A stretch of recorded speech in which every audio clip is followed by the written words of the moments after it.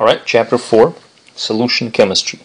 It turns out that many reactions occur in solution, in the solution phase, especially those that occur in the body, and this allows the reacting species to move freely. And that is why a lot of very important chemical reactions occur in solution, predominantly in water. And we're gonna study this class of reactions. So let's begin. First, let's recall or define what a solution is. A solution is a homogeneous mixture. Recall that a homogeneous mixture is the same throughout. So all portions of the mixture has the same proportion of substances, is the idea.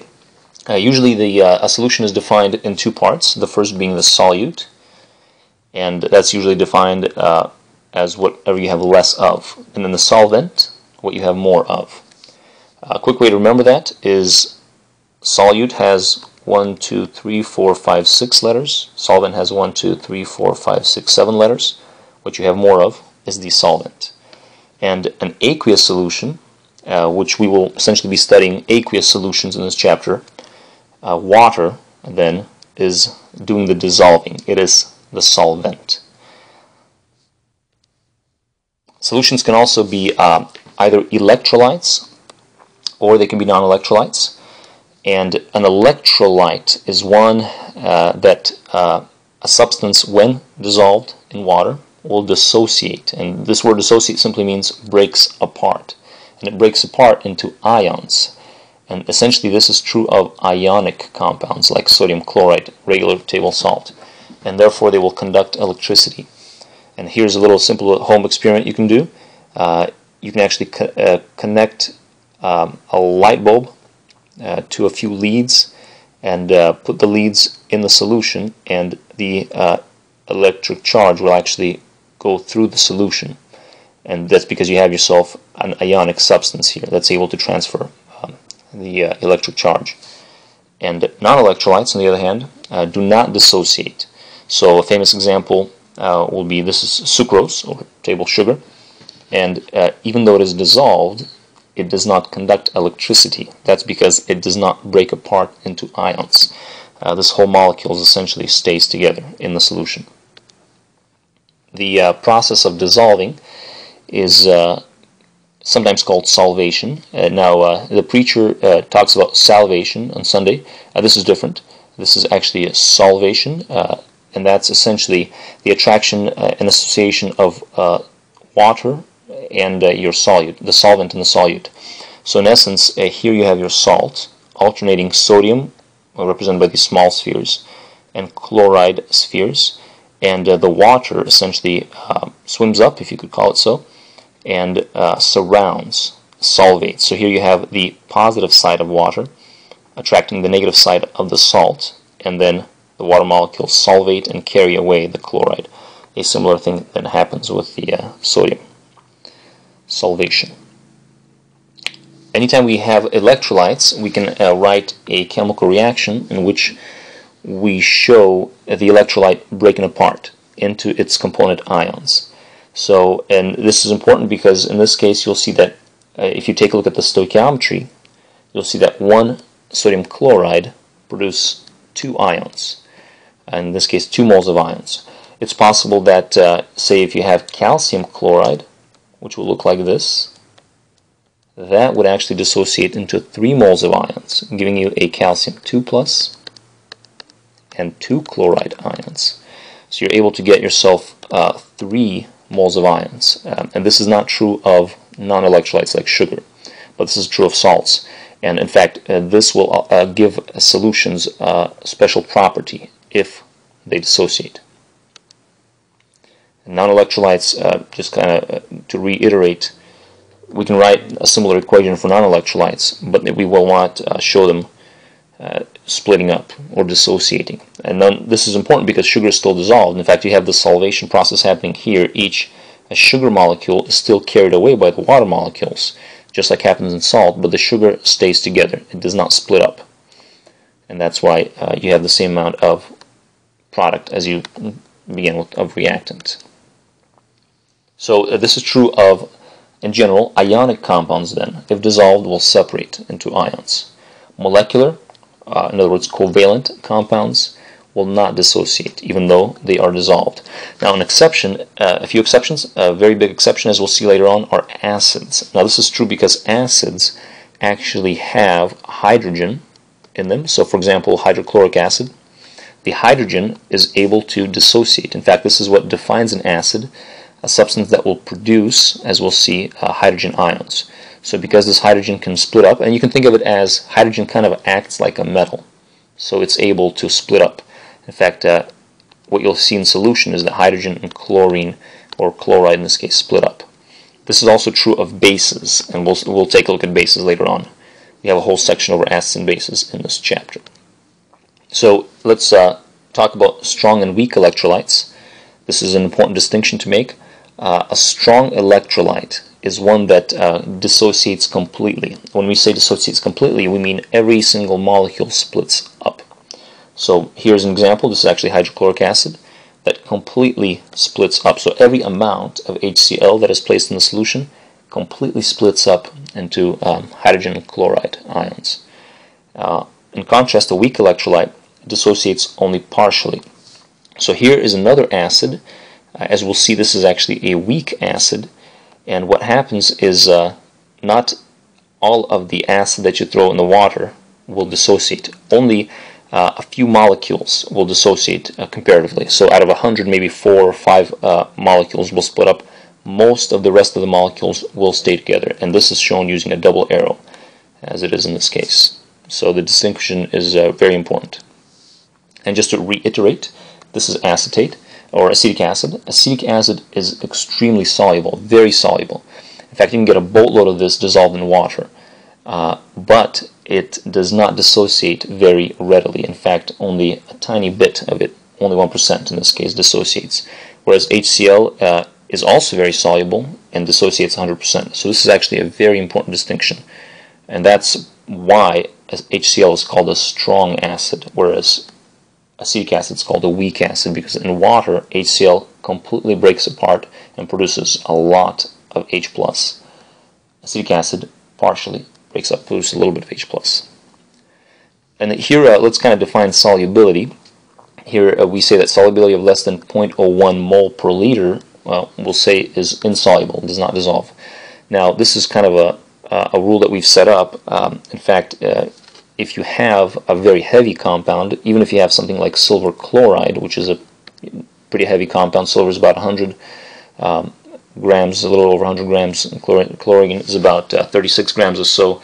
This means you have roughly 150 grams per mole, which means if you take a hundredth of that, you'll get 1.50 grams dissolved. So it is true, and 1.5 grams is easily detectable. So it's possible that you could dissolve it. Take a pinch of it and it'll all dissolve. But we've decided to set this threshold as insoluble. Now it's important for you to memorize the following solubility rules, which are also found in our textbook, and I'll review them here as we go. So in general, group 1 ions are soluble, and there are no exceptions. In other words, your group 1 ions, recall, are things like sodium, potassium, and so forth. And all of these are soluble. There are no exceptions. In addition to that, your ammonium compounds are always soluble. No exceptions. No matter what the cation is with the ammonium, it'll always be soluble. Nitrates are also always soluble, no exceptions. Acetates are also soluble, no exceptions. And then this is, if you recall, chlorate, and this is perchlorate, also no exceptions. So put any anion with any of these, and they'll be completely soluble. So for example, say put carbonate, which is CO3 2-, with any of these. Oh, I'm sorry, not carbonate. Put any cation.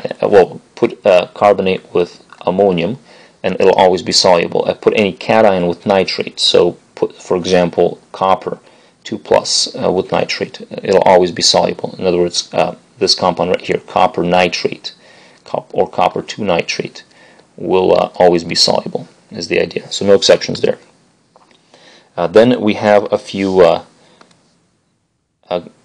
exceptions. So for group 17 ions, these are your halogens, these are your fluorides, your chlorides, your iodides.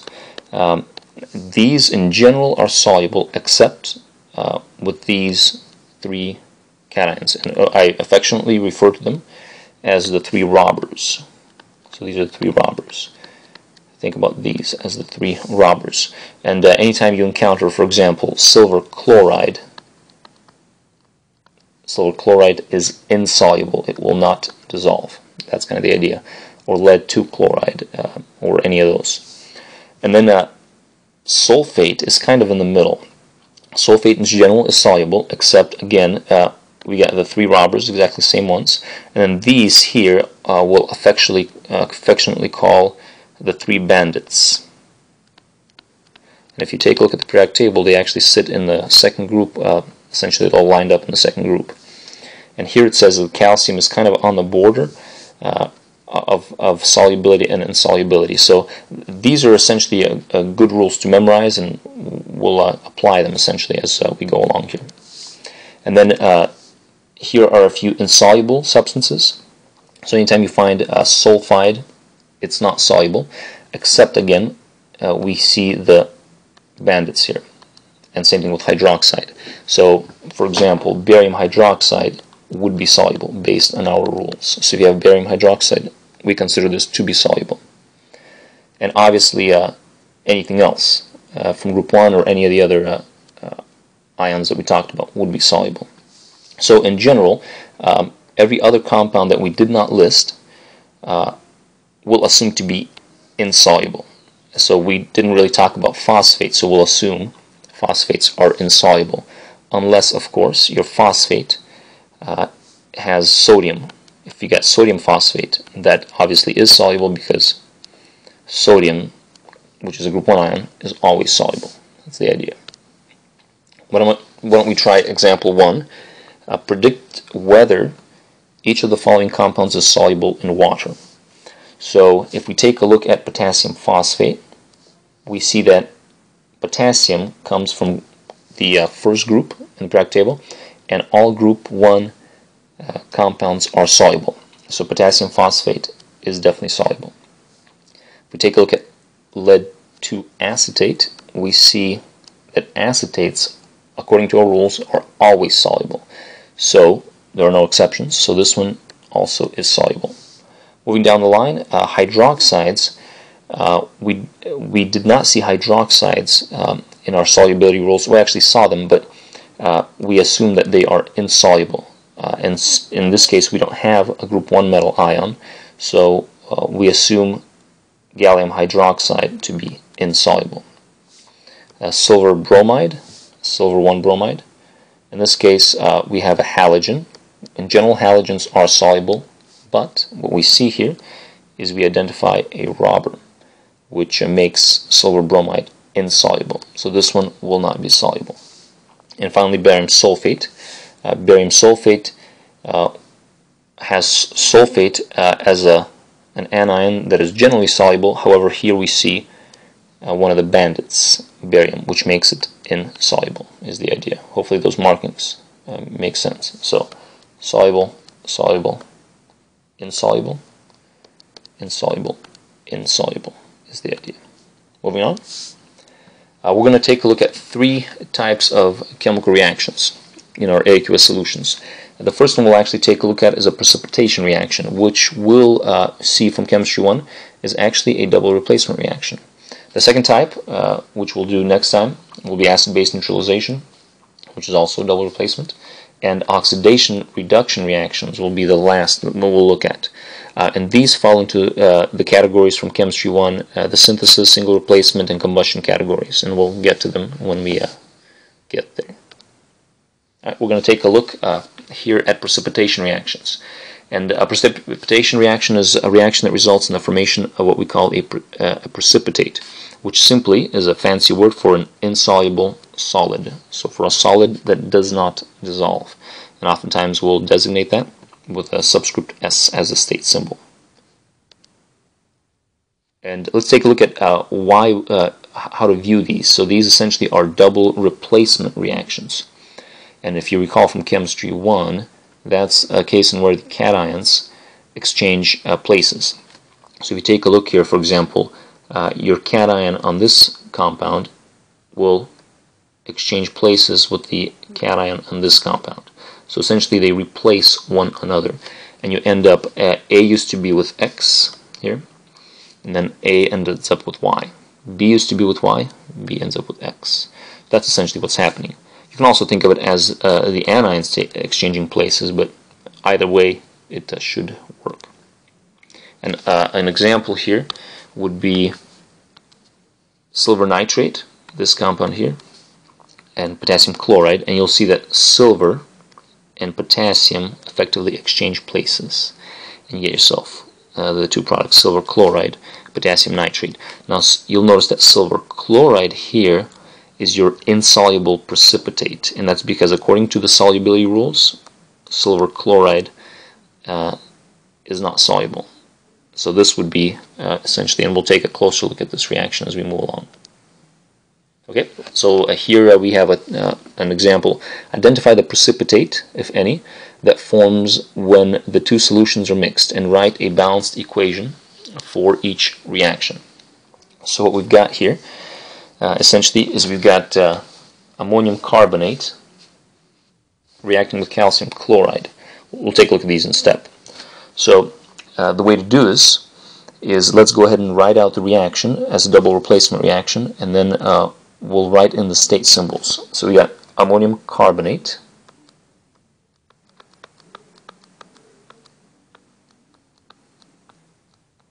with calcium chloride. Right, the arrow. So let's think about this then. What we've got essentially is we've got ammonium and calcium will swap places. So when we have on the other side, what we've got is we'll have two products. The first product will be composed of calcium and carbonate, and the second product will be composed of ammonium and chloride. Now, when we write these compounds, it is very important because they are ionic compounds to balance their charges. This is where it's going to be tricky. So if you take a look at calcium, calcium has a +2 charge, both from the periodic table and in this compound, and carbonate has a -2 charge from a list of polyatomic ions from our summer homework. So it looks here like the formula will just require one of each. So we have ourselves calcium carbonate as our compound, as one of our products. If you do the same analysis for ammonium, ammonium has a +1 charge, chloride has a -1 charge, so we need one of each, and our compound here looks like this, ammonium chloride. And now, let's see if we can get rid of these, maybe not.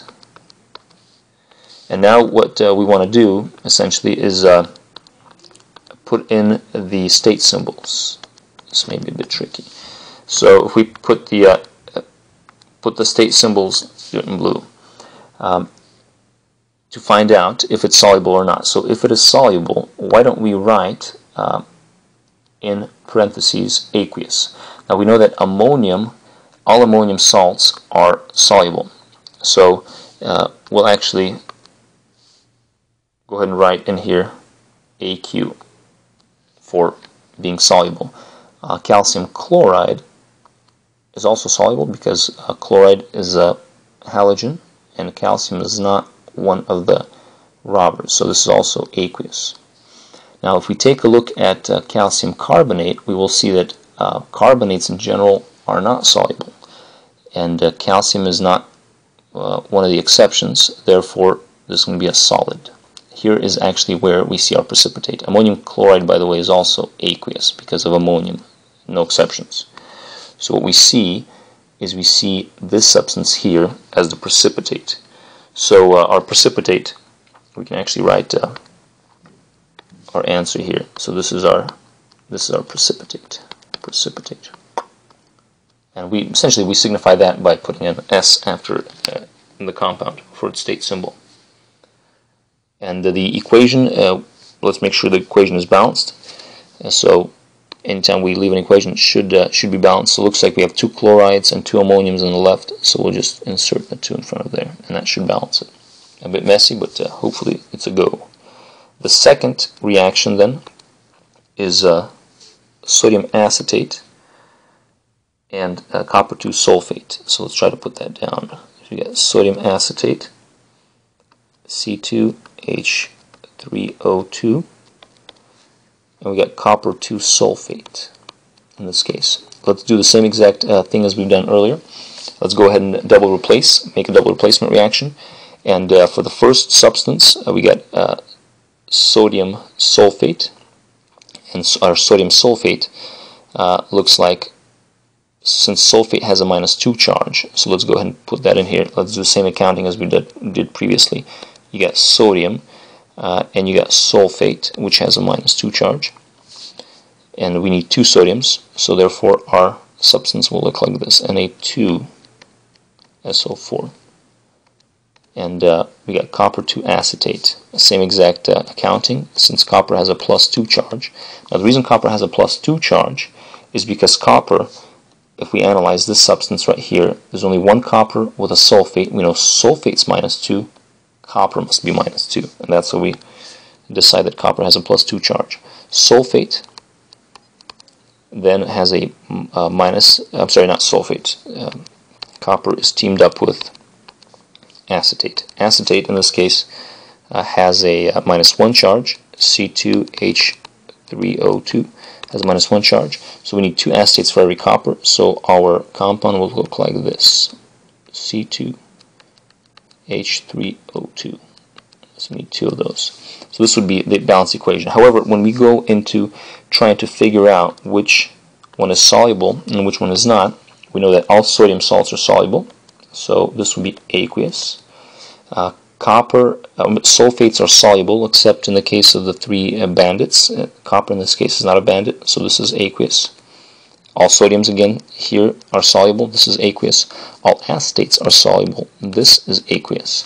So what we see is each one of these is an aqueous solution, and in fact this has no precipitate. So we got no precipitate, which means technically there is no reaction. So feel free to put no rxn for this substance, for this reaction, that is. So really this is, I kind of went into the details of how to solve this, but you would put no reaction. You oftentimes would not even write these products because there is no reaction. It's, in essence, the ions keep swimming around in the solution. So there it is. And in fact, this kind of shows it in a little more detail. The reason sometimes there's no reaction is because, so in this case we have potassium iodide, and because it's aqueous, it's soluble. You have potassium, little potassium ions, you got iodide ions swimming around. You mix that with lead to nitrate. Lead to nitrate itself is soluble because of the nitrate. So these are also kind of swimming around. However, when you put the two together, what happens is the potassium, these little guys, will find not the potassium, I'm sorry, the nitrates, these guys, and potassium will find each other and not do anything because both nitrates and potassium are soluble. However, when the lead and the iodides find one another, they precipitate.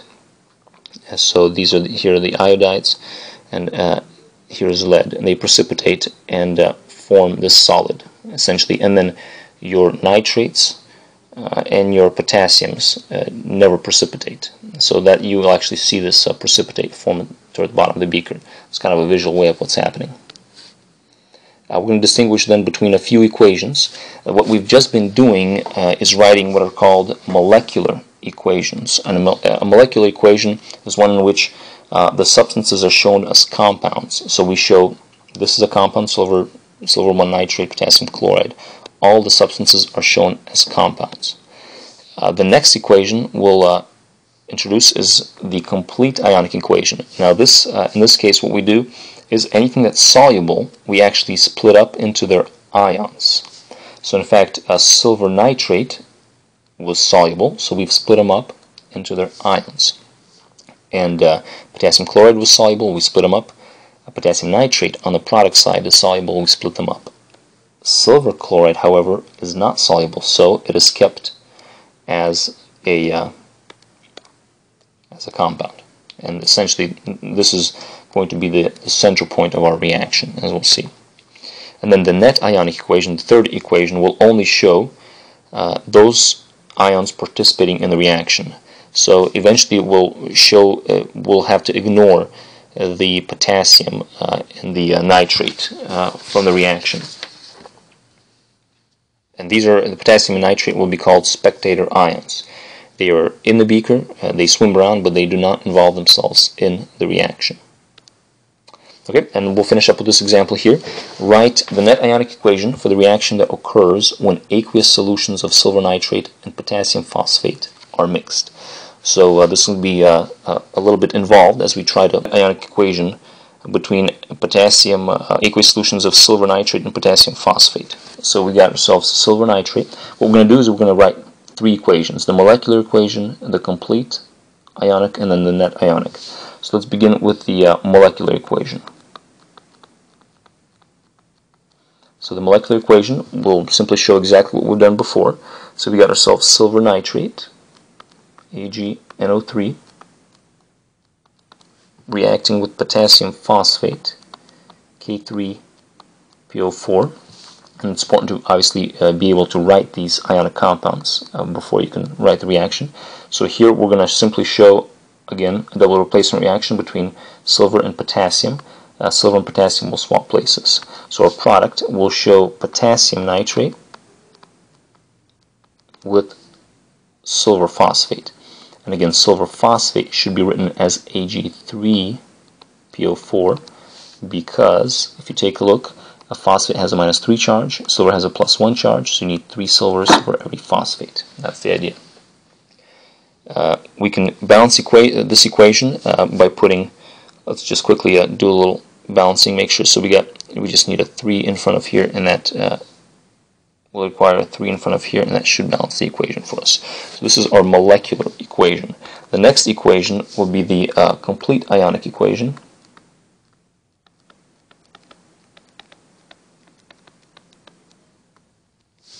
In this case, what we'll have to do is anything that's aqueous will have to split up. So if we go back to our molecular equation, silver nitrate is soluble, so we'll put aqueous. Potassium phosphate is soluble, so we'll put aqueous. Potassium nitrate is soluble, aqueous. And your silver phosphate is the one that is not soluble, because in general phosphates are not soluble. So this is your solid. So now, after we've marked the state symbols, we can now proceed and write out the complete ionic. So silver nitrate will split up, and the way we'll split it up is we got silver, Ag, with a plus charge, +1 charge, and then we'll show plus nitrate with a -1 charge. Essentially, we're splitting them up. You can put -1 or just a minus. We'll do the same thing to potassium phosphate. Potassium has a +1 charge, and phosphate in this case has a -3 charge. And then let's do the arrow, and I'll draw the products down below. In our products, potassium nitrate is also soluble, so we'll split them up. So we got potassium and nitrate. And then silver phosphate we do not split up. So we've got ourselves silver phosphate stays together, does not get split up.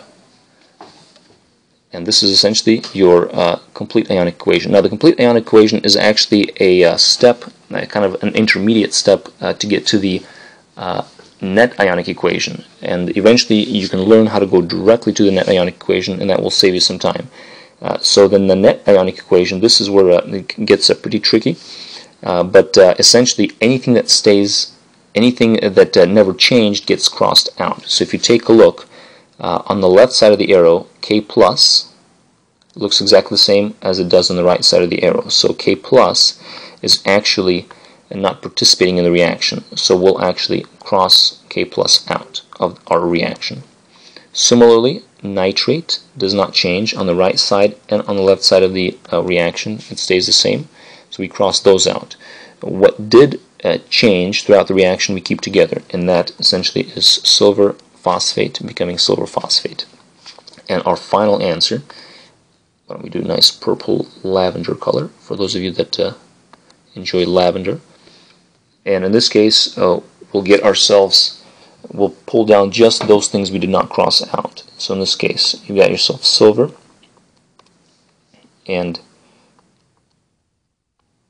phosphate producing silver phosphate. And this is your net ionic equation. And customarily, usually we will include state symbols. So silver would be aqueous. That's because on the left side of the equation, silver is free to move around in the solution since it came from a soluble substance. Phosphate likewise, so it's aqueous. But on the right side, this is a solid. It sits at the bottom of the beaker. That wasn't very... sits on the bottom of the beaker, so we consider it to be solid. Lastly, before you go, it's a good idea to balance the equation. So we have 3 silvers on the right. We'll put a 3 in front of here. And that should produce a nice balanced equation. And this actually is our net ionic equation. This is really what you would work hard toward getting. So this concludes our first lecture, and you should be able to now do WebAssign numbers. So WebAssign 1 through Chapter 4 assignment 1 through 4. So WebAssign Chapter 4. You should be able to do numbers 1 through 4. So attempt, go ahead and get on WebAssign and take a look at some, and we'll conclude and we'll practice a lot of this in class. So thank you so much for enjoying this lecture.